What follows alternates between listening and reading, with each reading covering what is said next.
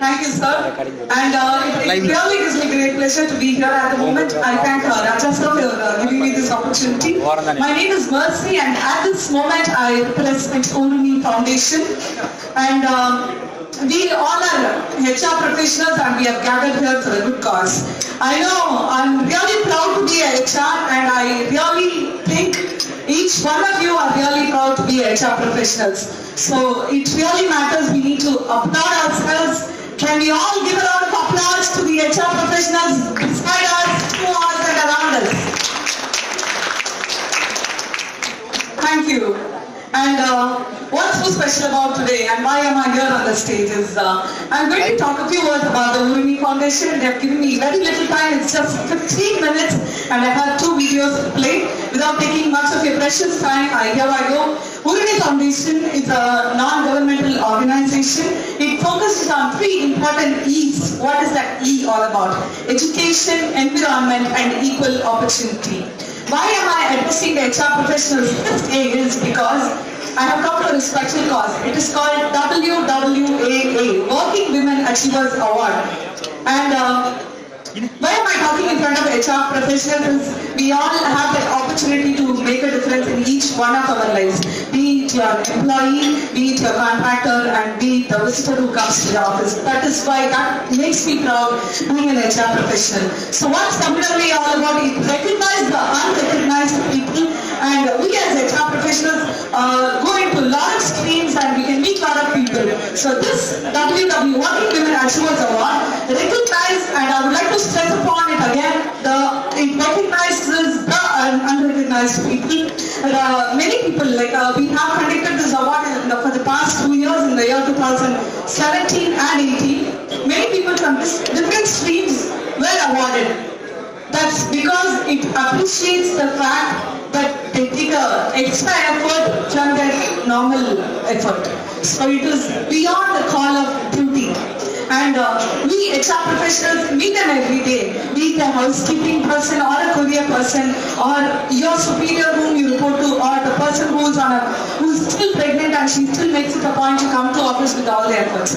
We at Urumi Foundation recognize such people, and I would like to play a small AV. Can I have your small attention, please? AV, please.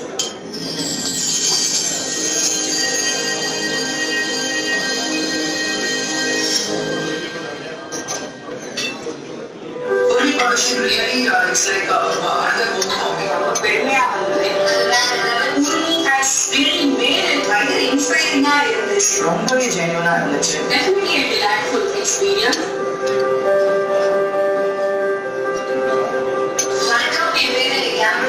Urumi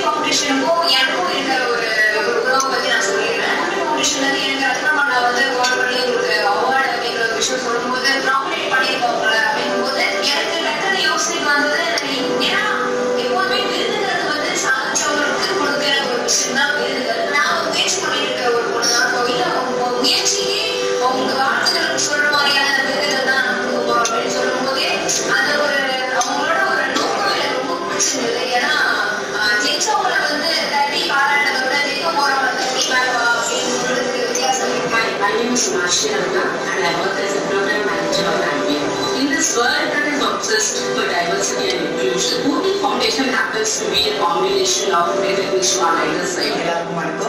Ruby Beauty, bodybuilding athlete, but Ruby Amina, who had a Ruby bodybuilding surgery. In the working women assurance award, very controversial. Now, I'm going to go to the genuine award, actually, I'm going to solution.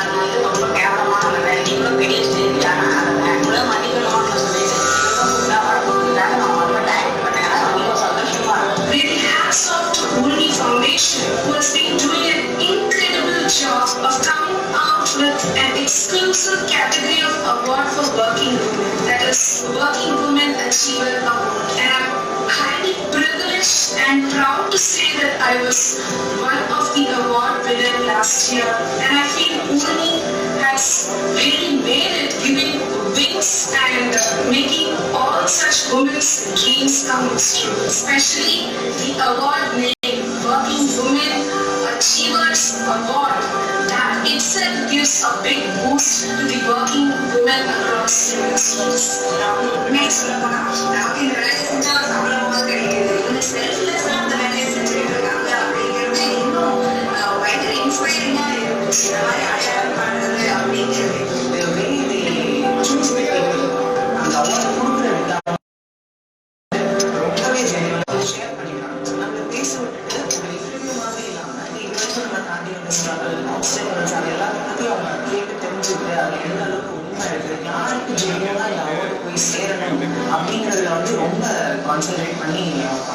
jury process well established, transparent, genuine without any benefit of doubt. You have been recognized for what you are. It was very ground level, grassroots level identify பண்ணி correct person recognize பண்ணி அவங்களோட achievements highlight பண்றதுன்றது it's definitely a delightful experience. வணக்கம், நான் உங்க let's translate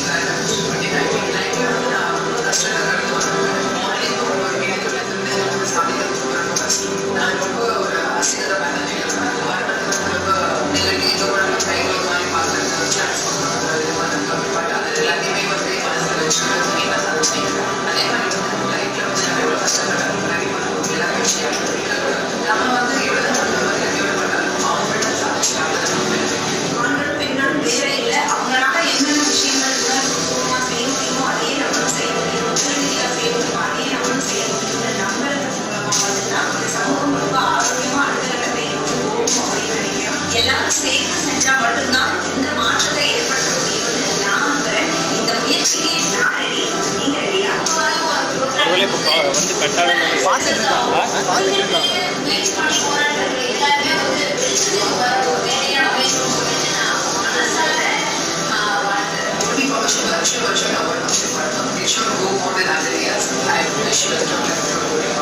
India தன்னுடைய வாழ்வாதாரத்திற்காக ஒரு வேலையை செஞ்சுக்கிட்டு இருக்கிறவங்களுக்கு தேடி போய் பெரிய வேலை அப்படின்னு ஒரு அங்கீகாரத்தை உடனே ஃபவுண்டேஷன் கொடுத்துட்டு இருக்காங்க. இந்த வேலையை தொடர்ந்து பல வருஷங்களுக்கு சென்று இருக்கக்கூடிய பெண்கள் எல்லாருக்கும் பெரிய உந்து சக்தியா அந்த உடனே ஃபவுண்டேஷன் இருக்கணும் அப்படின்னு என்னுடைய வாழ்த்துக்கள் என்ன மாதிரி இந்த வேலையை கொடுத்துட்டு இருக்காங்க. வரணும், நிறைய பேருக்கு அந்த வாய்ப்பு இருக்குது. அதை கண்டிப்பாக உதவி ஃபவுண்டேஷன் பண்ணுவாங்க.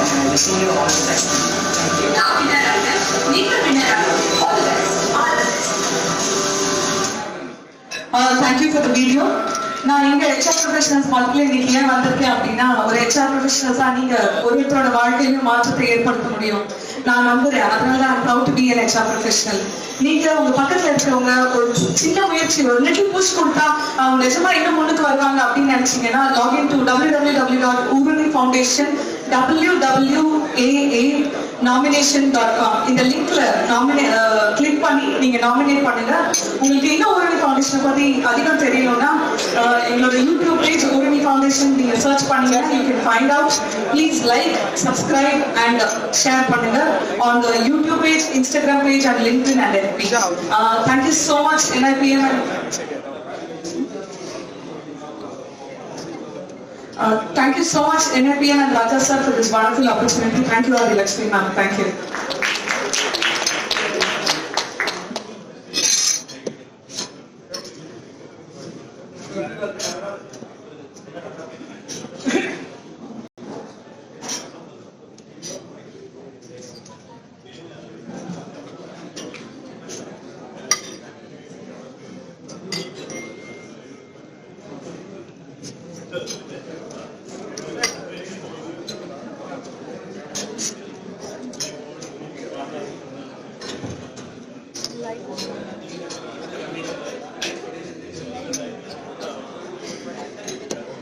I request everyone to kindly occupy their seats. We shall begin with the program now.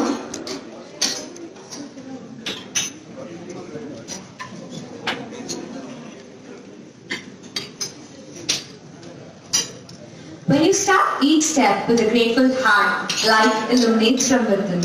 A pleasant evening to our inaugural Cynthia. I, Roshna, on behalf of NIPM Madras Chapter, cordially invite you all to the 20th Endowment Lecture on the topic, Winning When the Chips Are Down. To add flavors to this evening, we have with us an eminent personality, Mr. R. Seshasai, Vice Chairman in the Jagu. We welcome you, sir.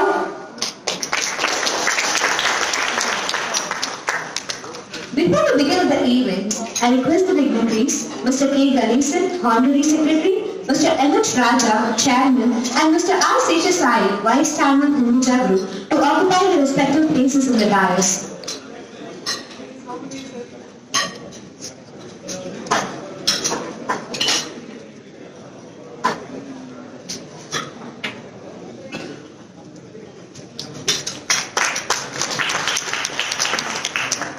Now, may I invite Mr. M.H. Raja, Chairman, to present the fruit basket to our chief guest, Mr. R. Seshasai.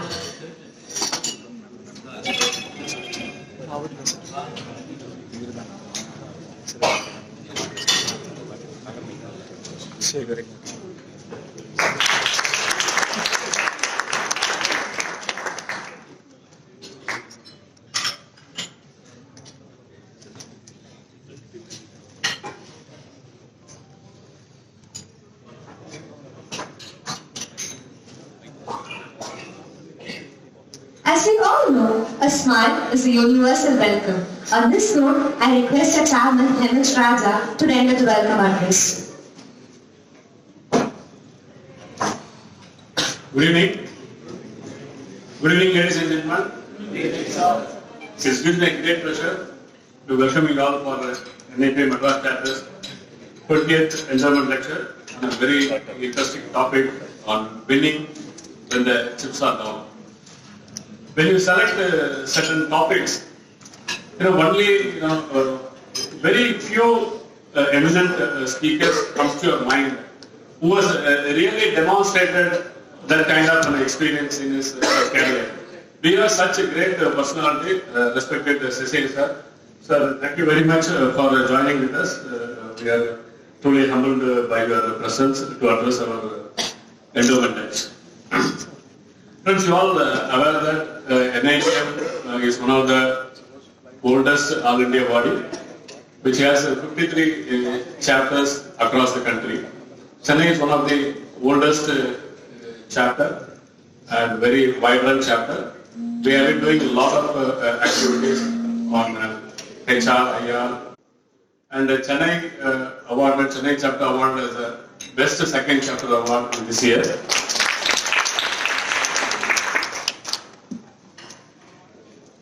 Endowment Lecture is one of the flagship event of NIPM. It was addressed by many eminent speakers. Our first Endowment Lecture was addressed by Mr. Suresh Krishna, Chairman and Managing Director of Sundaram Fasteners, and presided over by our former President, Mr. Venkatarama. Then our Mr. Mahalingam, Chairman of Shakti Group, addressed our Endowment Lecture, and Mr. Santanam, Managing Director of Saint Govind addresses. These are the few names to share the floral address of our Endowment Lecture. Today we have another excellent speaker who has witnessed and who has demonstrated the downtrending. When there is a downfall, how you strategize and make the business success. Like you, I am also eagerly waiting to listen to him. With this, I welcome each and everyone and have a pleasant evening. Thank you.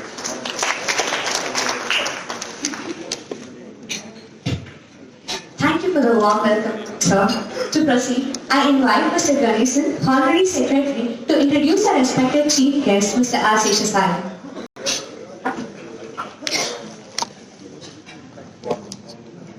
Good evening, friends. Our Seshasai, popularly called as Shesh. எங்களுக்கெல்லாம் being in Ashok எங்களுக்கெல்லாம் ஒரு பெரிய தெய்வம் மாதிரி அவர். A chartered accountant, started his career with Hindustan Lever in 1971. Shesh joined Ashok Leyland in 1976, rose to become managing director in 1998. He became the executive vice chairman of Ashok Leyland in 2011 and was non-executive vice chairman until July 2016. He led Ashok Leyland's transformation into a self-reliant, globally competitive technology leader seeking growth through globalization and diversification by acquisitions and joint ventures. He also led the company to embrace the tenets of sustainability development and environmental protection. During his tenure as managing director from 1998-99 to 2011, Ashok Leyland turnover increased 5 times from 2,045 crores to 12,093 crores. Net profit 30 times and market cap 14 times. Shesh was also the chairman of IndusInd Bank from 2007 till August 2019. During this period, market cap of the bank increased 53 times. He served on the board of ICICI. He also served on the board of Infosys, and he was the chairman of Infosys from June 2015 to August 2017. Presently, he serves as the board of Asian Paints. Shesh was the president of Confederation CII during 2006 and 7 and has been active leader for 30 years. He was president of Society of Indian Automobile Manufacturers Association, the apex body representing the Indian automobile industry during 2001 to 2003. Shesh has served on several governmental and professional committees. As a member of Government of India delegations, he was an active participant at the Doha Ministerial Round of WTO in 2001 and the Hong Kong Ministerial at Hong Kong in 2005. He was the co-chair of the World Economic Forum Middle East during 2007. He served as the chairman of the Board of Governors of National Institute of Technology, Trichy, and as the chairman of Indian Institute of Information Technology Design and Manufacturing, Kanchipuram. He is presently chairman of Executive Committee of Kriya University. Shesh is the chairman of Executive Council of Cancer Institute, Chennai, president of Caesarvenia Research Foundation and vice president of Music Academy, Chennai.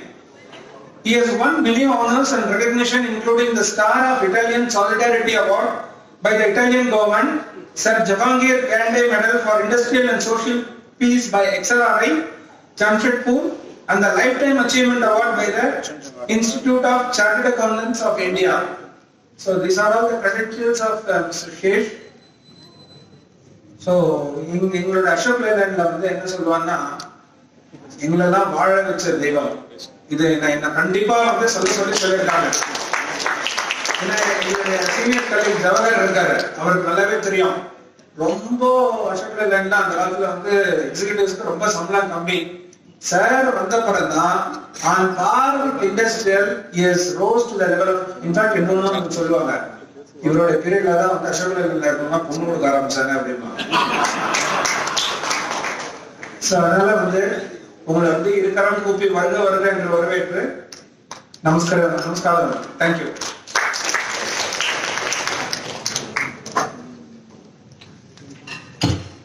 Thank you so much, sir. Thanks for introducing such a great personality to us.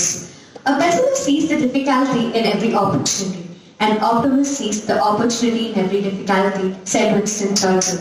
Moving forward with special excitement, I am pleased to welcome Mr. R. Seshasari to deliver the 20th Endowment Lecture on the topic Winning Relatives Are Down.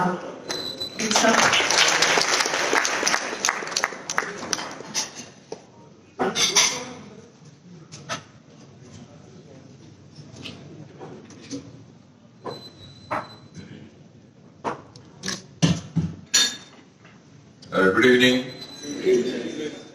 It's a pleasure to be back in NIPM because I recall that I had addressed some years ago about the NIPM meetings. So glad that I have an opportunity to come back. So there are a lot of friends both from my company and from other companies. So I'm delighted that I have an opportunity to touch base with them. To be very candid, I have been winding down my corporate commitments for some years and been trying to make space and time for building social institutions, including the recently launched Kriya University and a few other institutions in private education and so on. And I thought I'd done with the corporate life. But in recent times I find myself accepting to talk on the subject of the economic downturn. And the reason why I agreed to do so was because I find that there is this mood of despondency subtly all around. Anytime that you switch on the TV channels, there is talk about the economic downturn, the negativity in news, and if you open your papers, you again get a lot of negative news. The business side, the business page is a tale of woe. There is this pessimism which has suddenly enveloped this country. And I think I have to do my little bit to try and say that this is not something which is a doomsday situation. There are possibilities for us to rise again, to win again. And I think the spirit of winning is very critical because the mood of the sentiment of negativity is self-fulfilling thing. The moment you begin to say that the economic growth is down, of course it is down. The last 6 quarters we have seen this quarter after quarter, all the leading indicators showing negative growth. There is serious issue there. But to say that therefore we have to accept that this country cannot win, we cannot win as a business, we as individuals have no future, I think is giving up the game much before it started.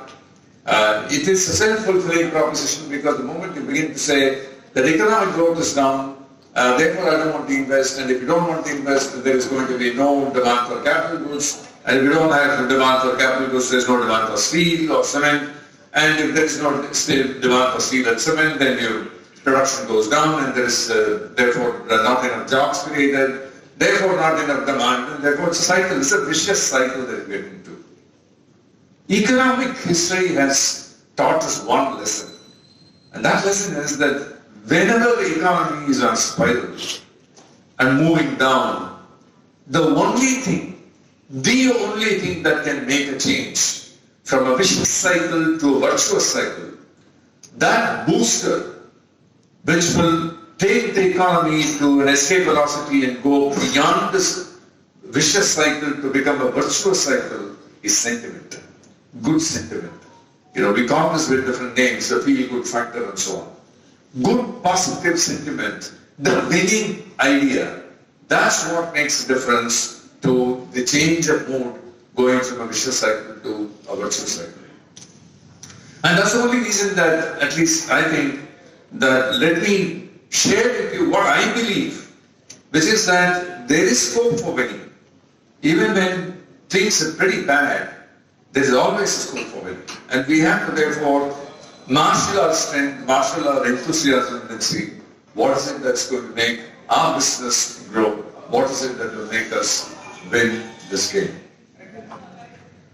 And we quite often say that, it is very unnatural that we have this kind of cycle. This is something which has never happened in the past. It's quite the contrary. It is very natural to have ups and downs. Stop and think. There is nothing in nature which is a straight line. There's nothing that you can find by way of a straight line in nature. Whether it is hills and meadows, whether it is rivers and valleys, whether it's plant, tree, think about it. There's no straight line. Even a bamboo shoot which appears to be straight, if you put this under a microscope, you would find undulations. In early days when I was a school student, we used to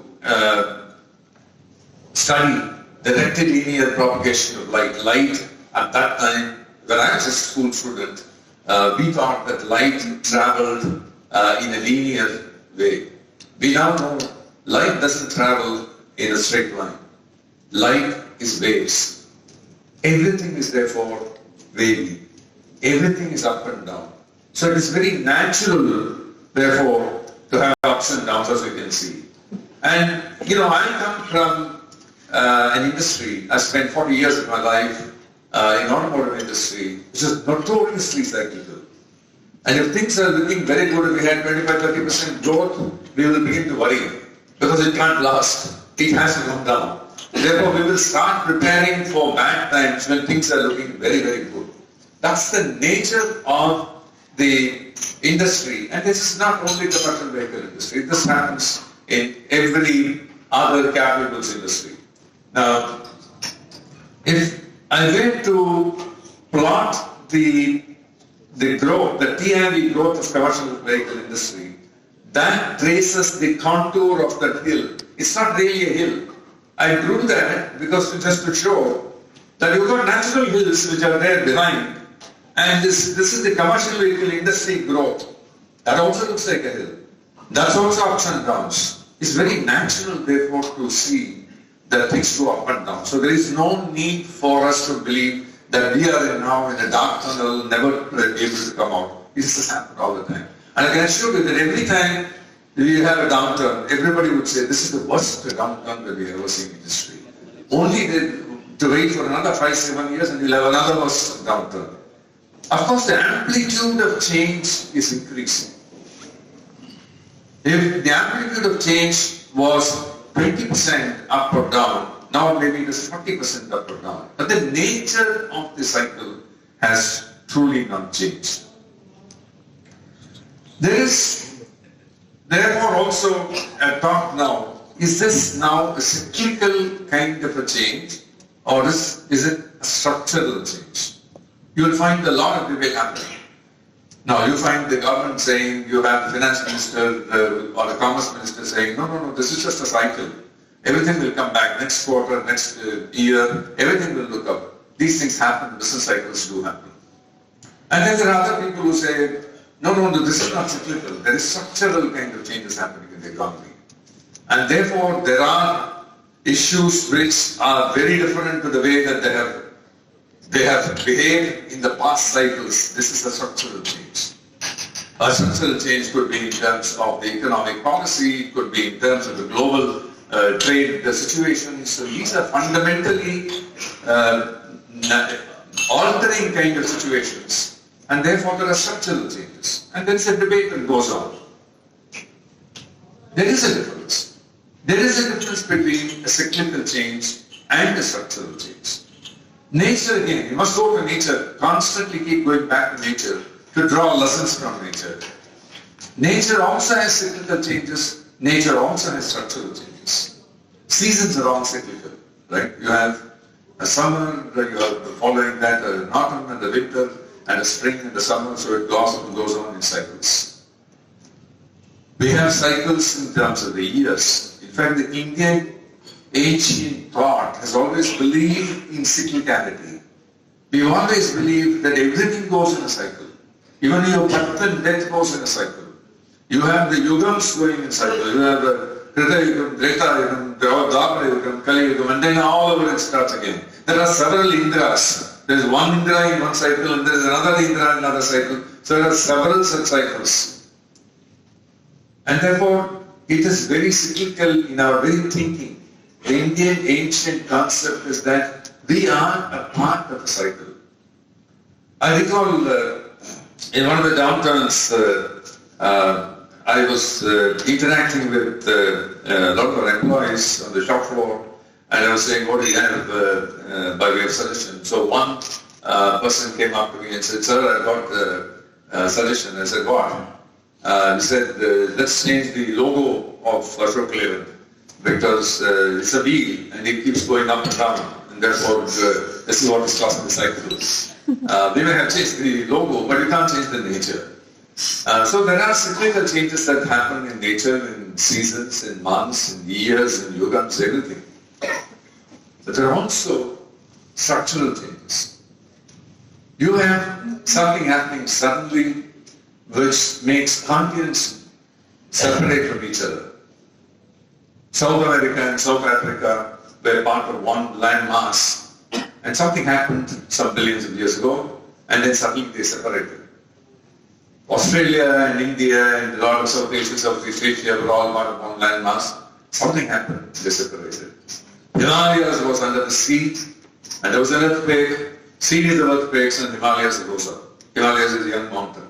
In fact, if you go to Himalayas, you would find that there are fossils which are of marine animals, marine insects. So there are evidences that there are sea animals, sea insects which are being fossilized in the Himalayan region. So things change, structurally things change. I don't know how many of you have heard of what is called a Cambrian explosion. You know, this planet Earth is about 4.5 billion years of age.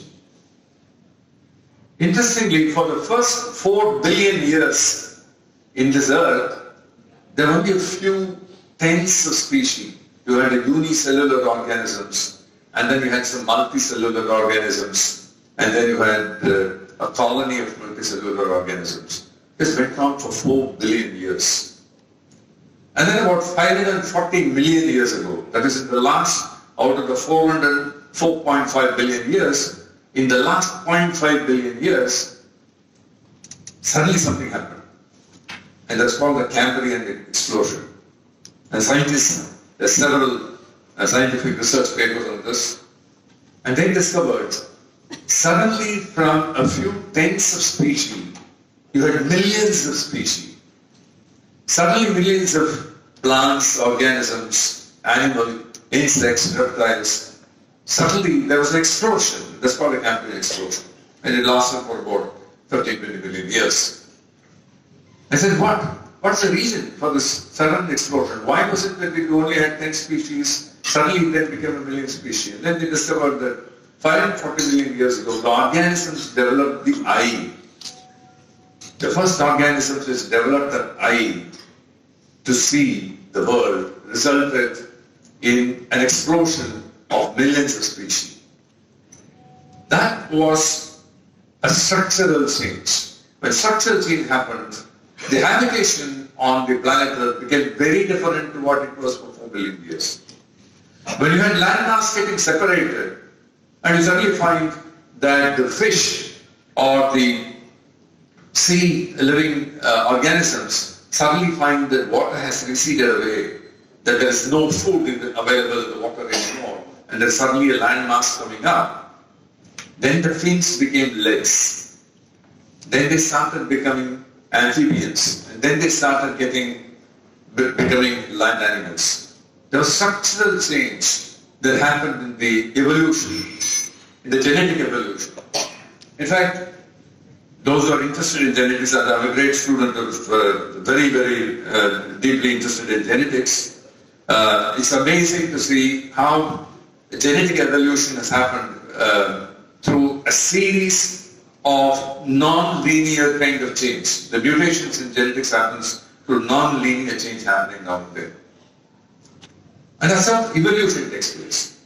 Therefore, there are structural issues and there are cyclical issues in nature. Come to business. Business has the cycles.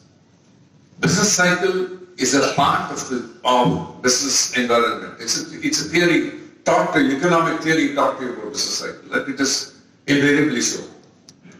But there are also structural changes that happen in the economic policies, in the business policies of a country. In 1991, you had the Narasimha government suddenly opening up the economy. What happened? We found that some of the old stalwart companies in the automobile industry, for example, you had the Hindustan Motors and the Premier Automobiles, suddenly vanished. And you had a structural change, and then you had a new company, a new series of companies that came in and flooded the automobile market. Think of what happened to Eastman Kodak. Do you know which is the largest camera producer in the world now? You must know. Apple?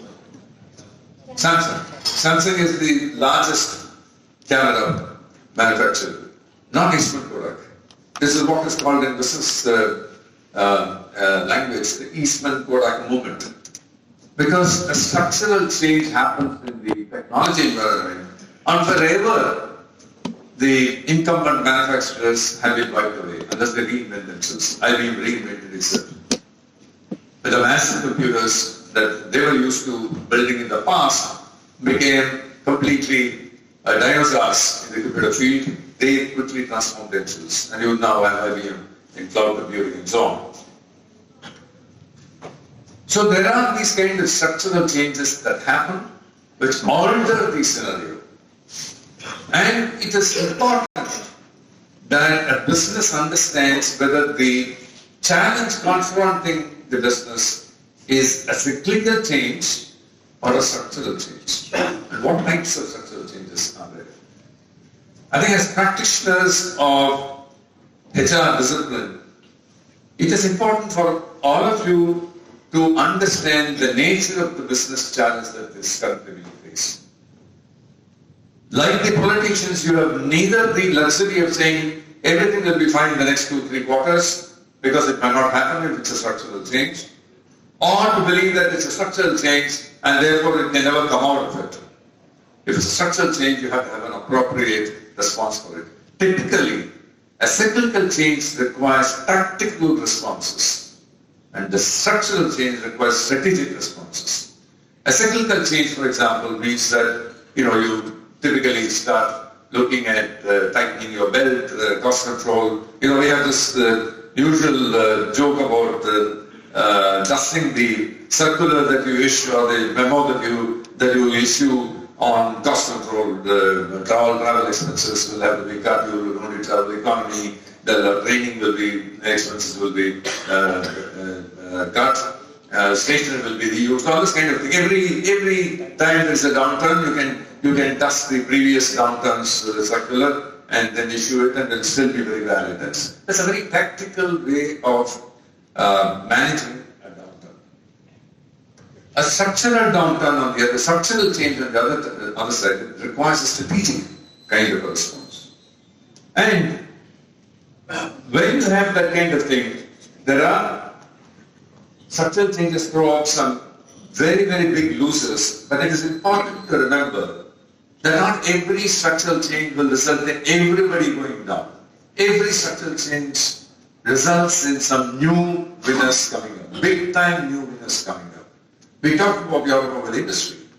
And if you have, therefore, a Hindustan Motor or a premium automobile going down, we also have the Maruti coming up.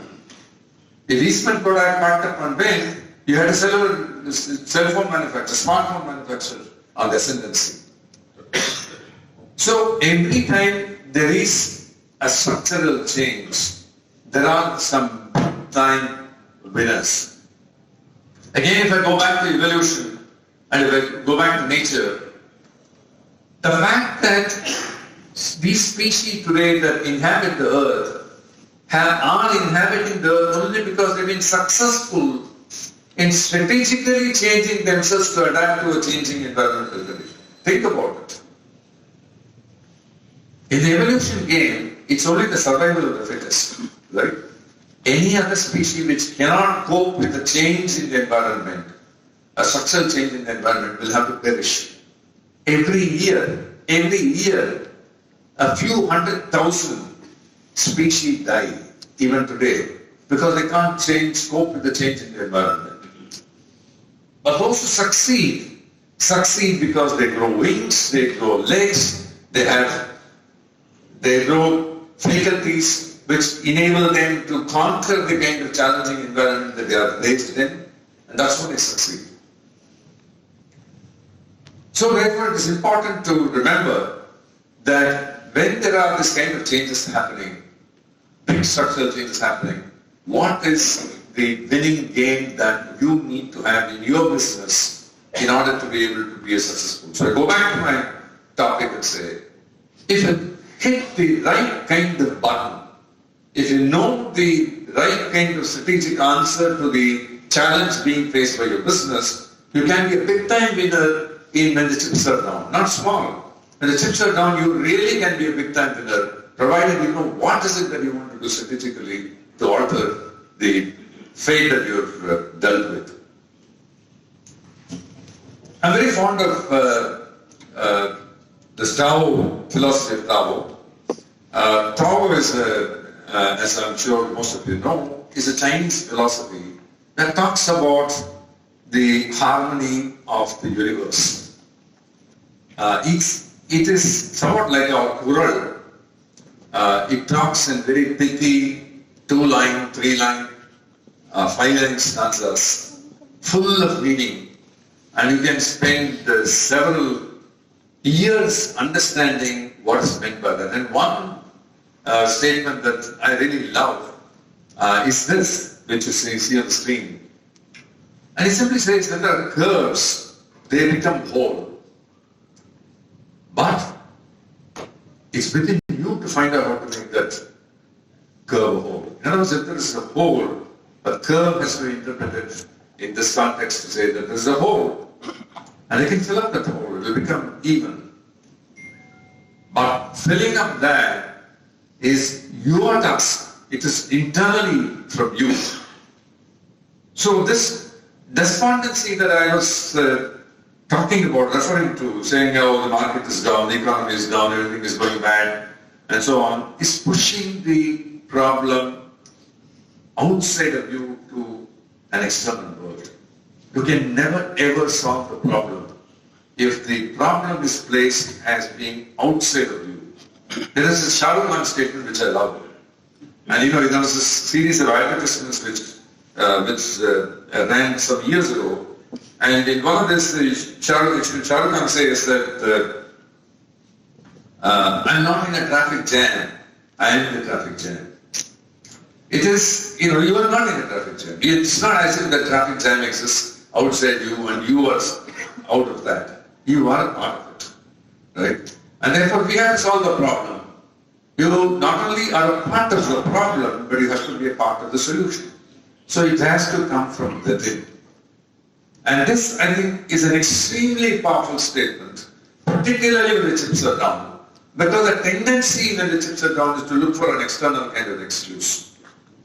Why is this that this month the sales are down? Because the TII is down, because the market is bad, because the NBFCs are in trouble, they're not giving money.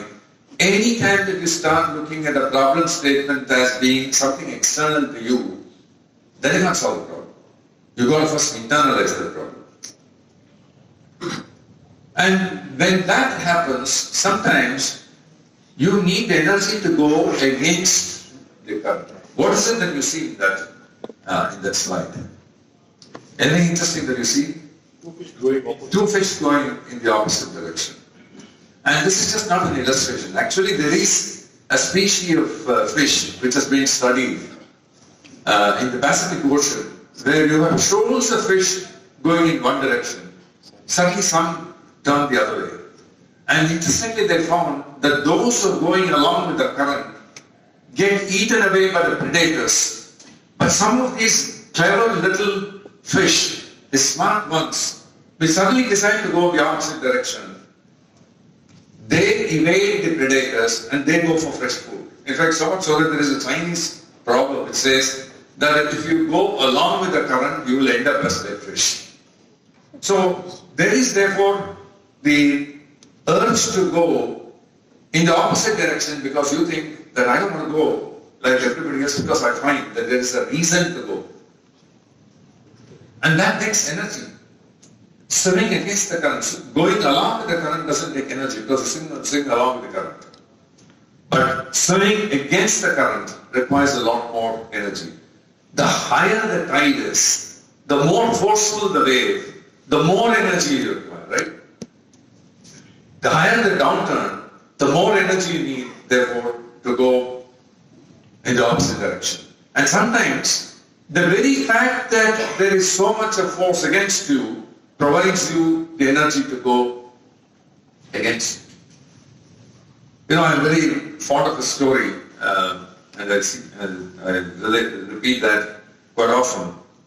And it's a story about a frog in the well. There was this little frog in a deep well, and the frog had been living in this well for a long time.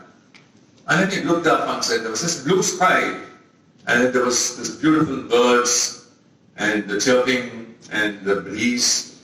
And then the frog said, why am I confined to this dark space in this deep well? Why am I not going out into this wonderful world of this blue sky? and chirping birds. And so it started calling out to the passers-by and said that, will you please take me out of this well? And of course no passers-by listened to the frog. Until one day a good Samaritan passed by. And being a good Samaritan, he said, frog, what are you calling out for? And the frog said, I'm in a deep well and I want to come out. And then the good Samaritan said, but why don't you try and jump yourself? And the frog said, no, how can I jump? It's so deep. There's no way that I can jump myself. So the good Samaritan said, fine, I'll have to go and get a rope for you and you can climb that, and so let me go to the market and fetch a rope for you. So the good Samaritan, being a good Samaritan, went to the market to fetch the rope, and he came back, and when he came back to the well, he saw the frog was already outside the well. I said, no, I thought it's so deep that you can't jump out of the well. And the frog said, well, there's a black snake inside. Now, when you have a black snake, and there is therefore a threat to your survival, you get no energy. So when you see the world against you, the market against you, that must infuse new energy. And the bigger the challenge, the more must be the energy. In fact, there is this wonderful little anecdote. It's a real life story about a Thai woman who found that her little baby was crossing the road and there was a huge truck which was coming in high speed and the baby was just near the wheels. The Thai woman jumped and with one hand stopped the truck, stopped the speeding truck and retrieved the baby. People are aghast. How could a frail woman have the sudden energy to go and stop a speeding truck? But it does happen. It happens when you get superhuman abilities to come out of a crisis. That's the energy that you have to tap in an organization. When an organization is facing a problem, there is this hidden high energy, and you would tap that energy to come out. And let me say that as practitioners of HR, you have a big role to identify how to bring that energy. It is that energy that pervades an organization which will enable that organization to have that extra zing to go and fight the market and fight and get some strategic kind of views to move against the terror.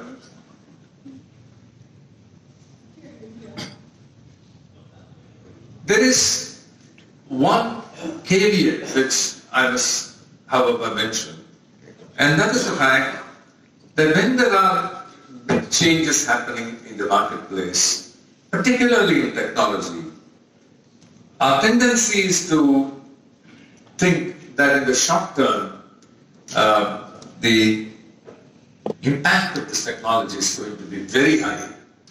We have been hearing about AI, right? Everyone hears about artificial intelligence. And we are all saying that artificial intelligence is going to take away the jobs. It's true.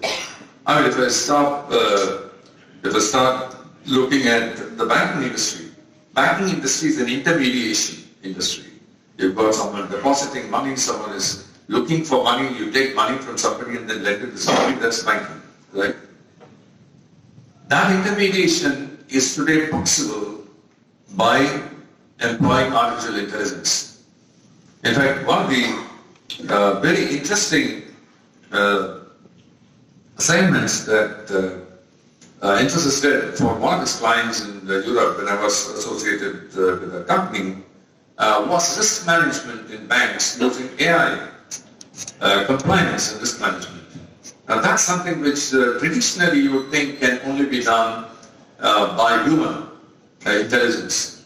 But today AI has the potential to make all of this possible. Lots of work that is currently being done today in the automobile industry can be done deploying AI.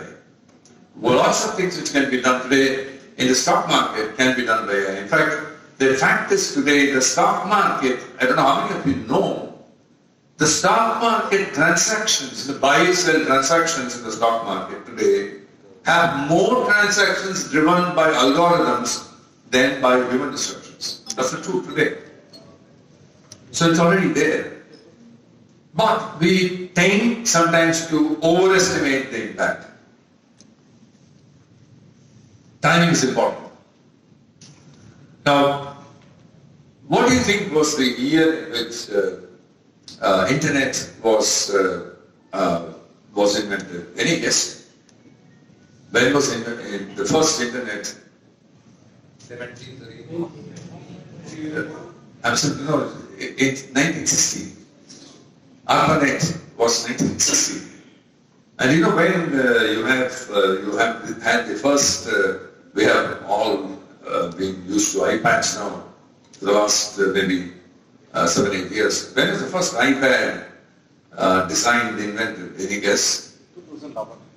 1967. Alan Kay, who I had the pleasure of interacting with him. Alan Kay invented in 1967 the first iPad tablet. But it took years. In fact, I asked Alan Kay, I said, when you first designed this, it was then called Kids tablet. I said, when you designed this, what did you think? He said, I thought that in 10 years we will revolutionize the industry, but it took 40 years. So sometimes timing is very, very critical. I have made some mistakes. In my entrepreneurial journey, part of Ashok Leyland and outside, I made mistakes in precisely for this reason.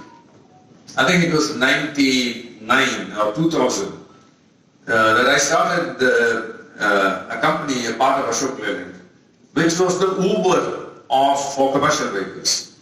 Because every time I went to a truck center, I said, how can you have a truck center having brokers who sat in a little cubicle and there were people who had stuff to send on the truck, consignments to send on the truck coming on one side and another side, the lorry drivers coming in, and then this guy was matchmaking. I said, it's so stupid to be doing this. You need only a Uber kind of a platform. So anybody who wants to send from Chennai to Kolkata logs in and then says, this is what I have to offer. Somebody who's got a truck going from Chennai to Kolkata makes a counter offer in terms of the rate that he charges. You can have price discovery. I said, no, we'll revolutionize the way trucking business is done in India. So I went and invested money.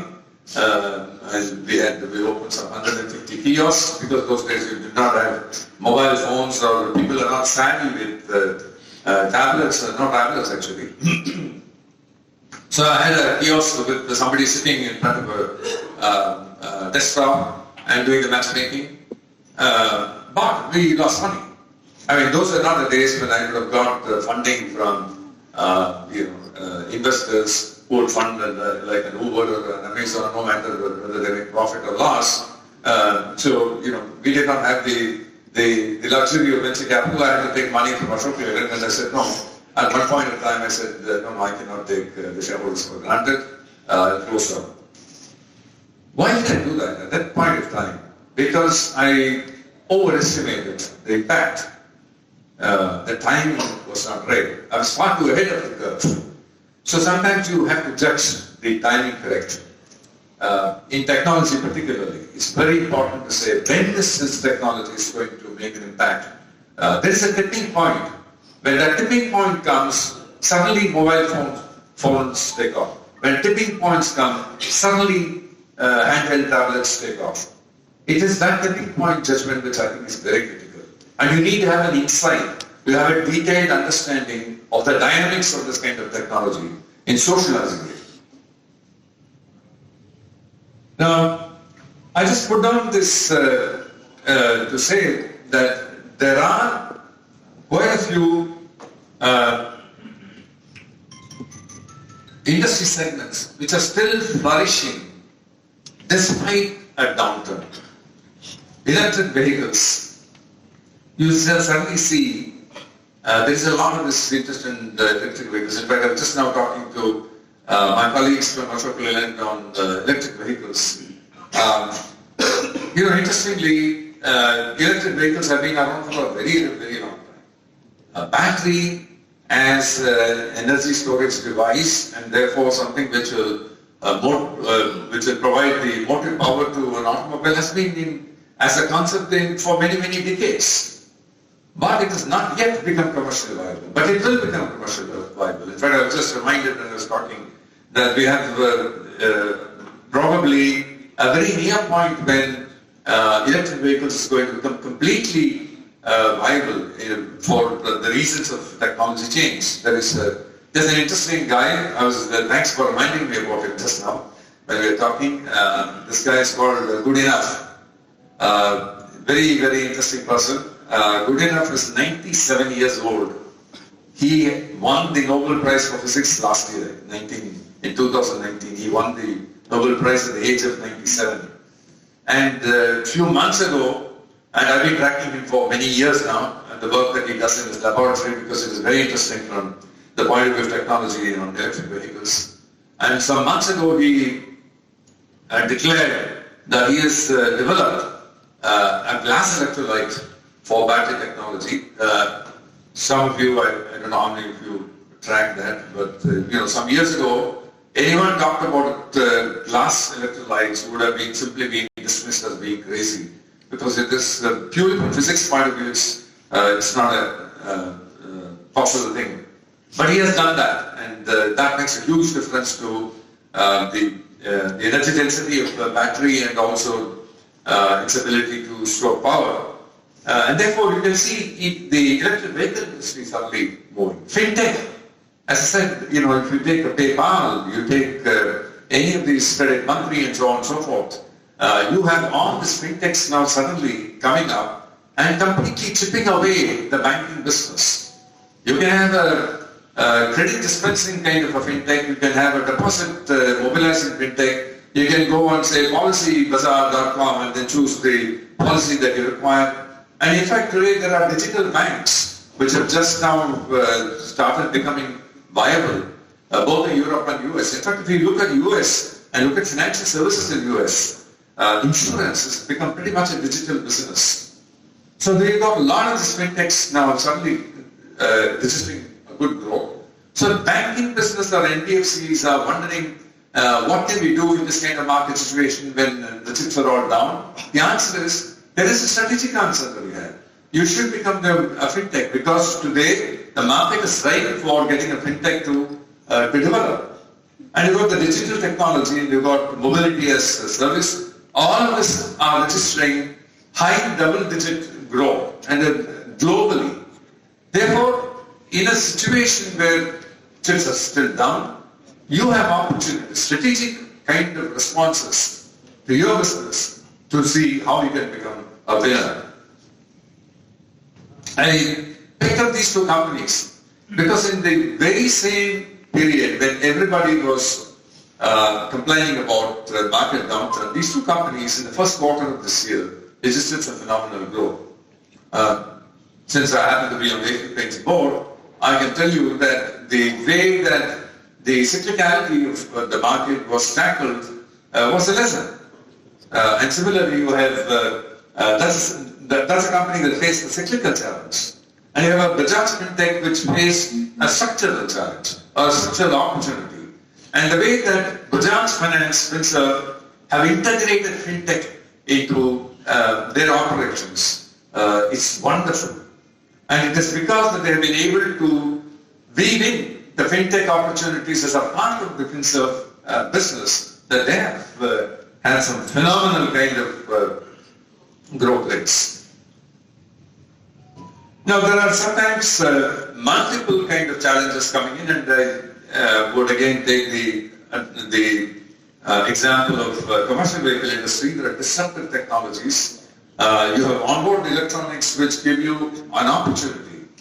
An OBD gives you the opportunity today to be able to identify electronically by intelligent computers sitting on your truck, precisely what is wrong with your truck, which part or component of your truck is malfunctioning, and it has the ability, using the digital world, to convey to your service center to say that this particular truck which has got this particular problem relating to the engine firing needs attention and the service setup can book the bay and get the right kind of mechanic. If they cannot already do this remotely, separate the problem. In fact, there are opportunities today. In one of my fond projects that was in Ashok Leyland, it is possible today electronically, remotely to a truck owner, for example, a fleet operator can sit in his office and then say which truck is taking what load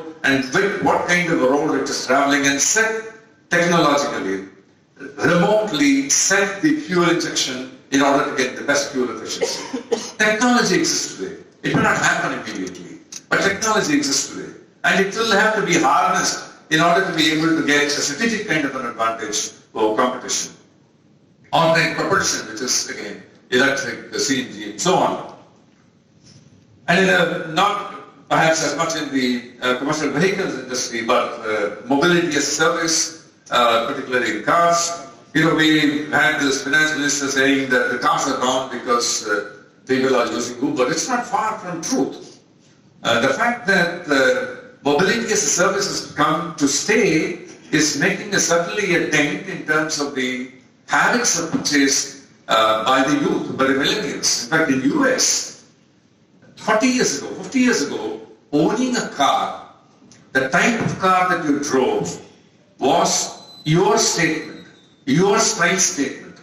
The brand that you use, the brand of car that you use was your style statement. No longer so. The millennials don't care about what car they drive. Millennials care about what operating system that you're using, what smartphone that I'm using. You know, how do I connect to the what social media that I'm a part of. So it's a very different kind of a world. So finally, when you have the challenge of structural changes happening or even cyclical changes, you have to identify what your response to that is and start. It's like, again, I go back to nature. It's like spotting the seed. The seed of future lies in the present. There is nothing that you can say is future is sudden. I mean, we did not anticipate. Suddenly things have happened. No. Future, the seed of future is very much present today. You only have to identify that. It's hidden somewhere. It's a spark that will become a fire. And it's important that you spot the spark. And of course, you have to prepare the ground. Preparation of the ground is very, very good. Preparation of soil is very important. And again, as HR professionals, we have a lot of role to play, creating an organization to be in readiness to embrace a new kind of a transformational agenda. Transformational agendas don't happen by accident.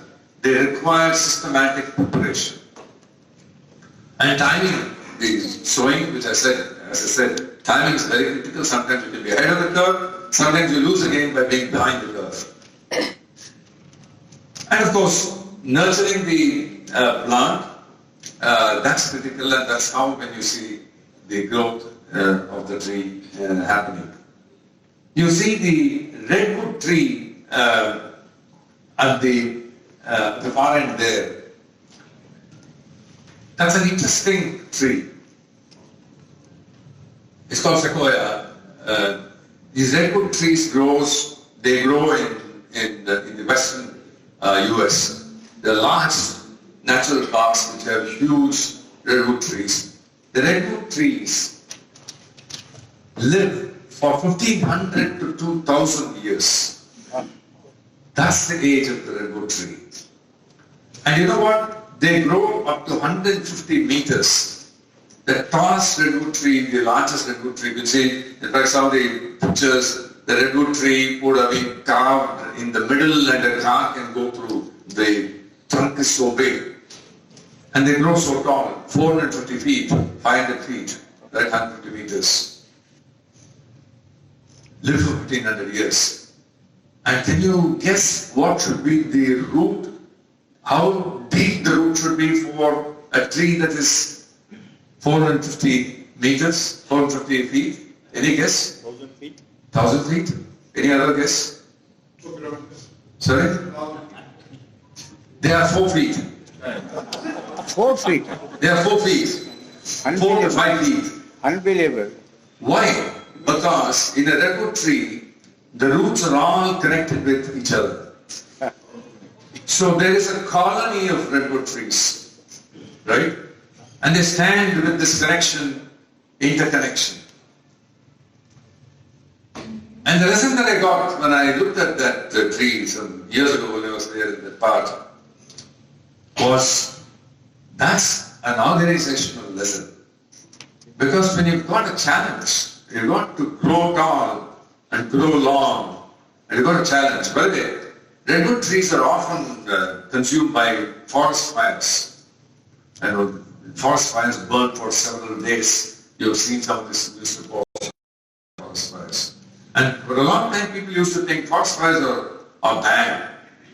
Not for redwood trees. You know what redwood trees have done over the years in evolution? They produce seeds covered by a wax, and they drop the seeds on the ground. And when the fire breaks out, the wax melts. And after the fire has got extinguished, the seeds sprout. So they wait for the fire to melt the wax so that the seeds can grow. That's survival. That's success. That's growth. What have they done? They have done that by interconnection. In fact, there's a beautiful book. There's a very interesting TED Talk.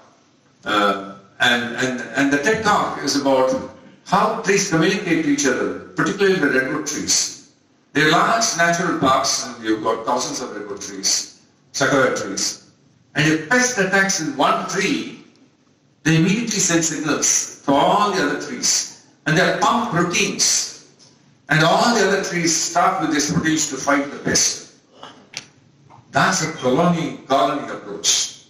Human beings are not the only people who are social animals. Go to nature. Ants are better social animals than human beings. The ant hill is a lesson. Because in the ant hill, in fact, this is the highest form of sacrifice that I have come across in the animal world. You know, the ant hill, it's interesting. The worker ants are all inside.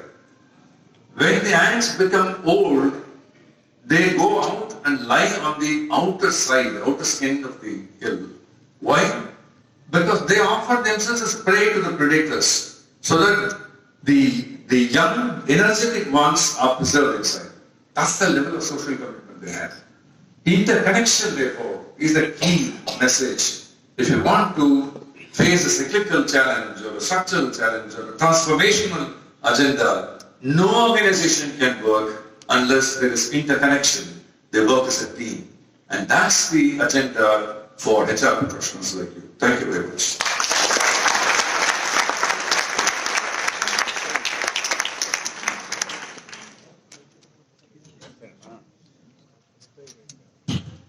That was an interesting and knowledge-imparting presentation. Thank you so much for spending your valuable time with our HR professionals. So you've given us lots of insights about the structural change and cyclical change. Thank you once again, sir. I request Mr. Selamuthu, General Manager HR Ashok Leyland, to present the moment to our chief guest, Mr. R. Seshasayam.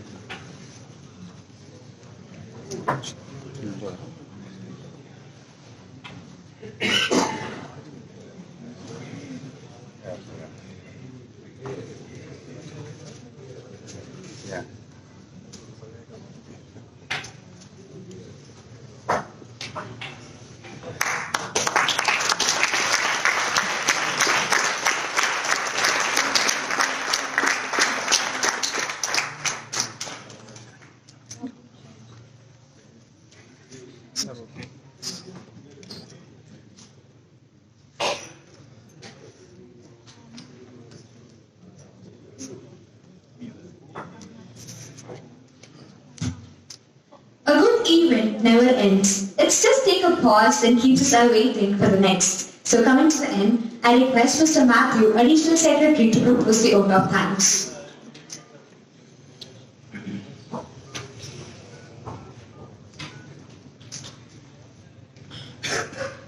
Good evening, all of you. I think we have a very insightful evening.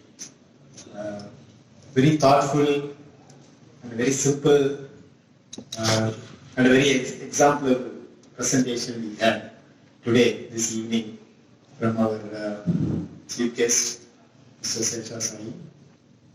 I was actually mentioning about his lecture today to one of my friends.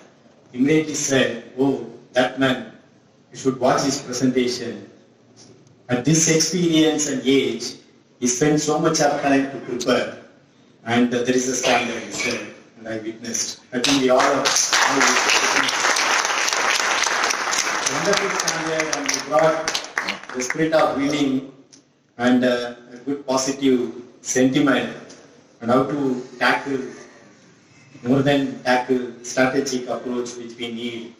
So that actually brought a lot of energy, not only to the front, but to all of us. So we thank you for your wonderful presentation and accepting our invitation to be part of this team. And from all of us from NIPM, we thank you, sir, and thanks for your presentation. I also thank all the members and other participants from other forums and the HR fraternities. I invite more participation and membership to the NIPM in the future. Thank you once again to all the members. I also thank the hotel and the service staff for making these arrangements. Thank you, and wish you a very good evening. Thank you.